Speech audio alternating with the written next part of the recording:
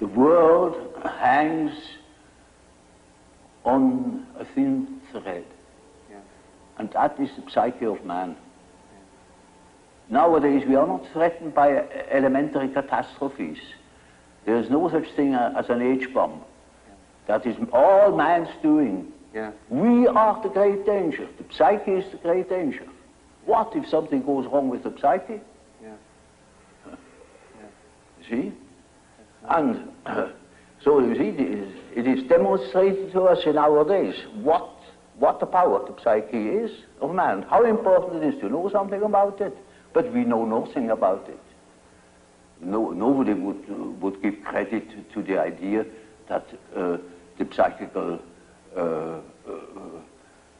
processes of the ordinary man have any importance whatever.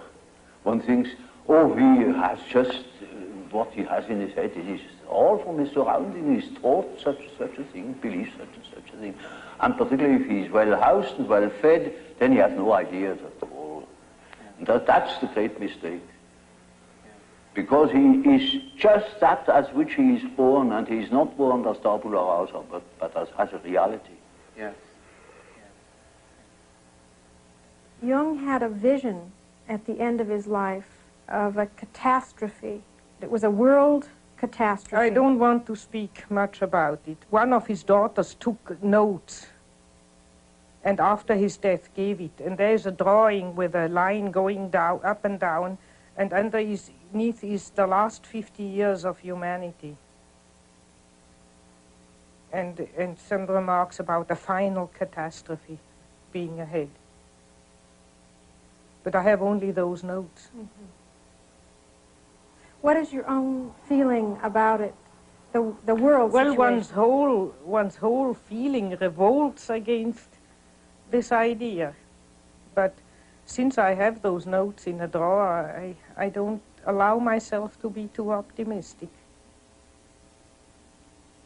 I think, well, we have always had wars and enormous catastrophes, and I have no more personal fear much about that. I mean, at my age, if you have anyhow soon to go, so or so, egocentrically spoken.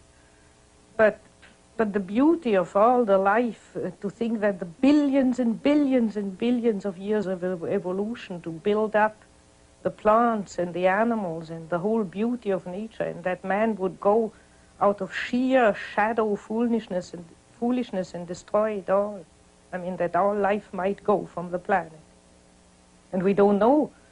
On Mars and Venus, there's no life. We don't know if there's any life experiment elsewhere in the galaxies. And we go and destroy this. I think it's so abominable. I try to pray that it may not happen, that a miracle happens. Do you find that young people that you see now are aware of that it's in their consciousness? Yes, it's partly in consciousness, partly in their consciousness, and I think in a very dangerous way, namely in a way of giving up and running away into a fantasy world. You know, when you study science fiction, you see there's always the fantasy of escaping to some other planet and begin anew again, which means give up the battle on this earth. Look, consider it hopeless and give up.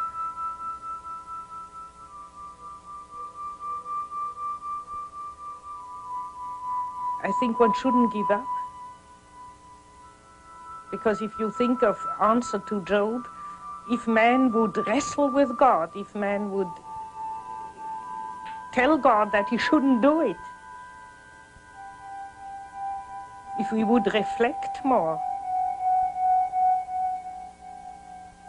That's why reflection comes in.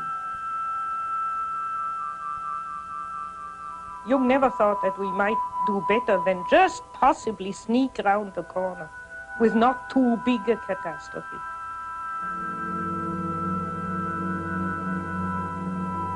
When I saw him last, he had also a vision while I was with him, but there he said, I see enormous stretches devastated, enormous stretches of the earth. But thank God it's not the whole planet.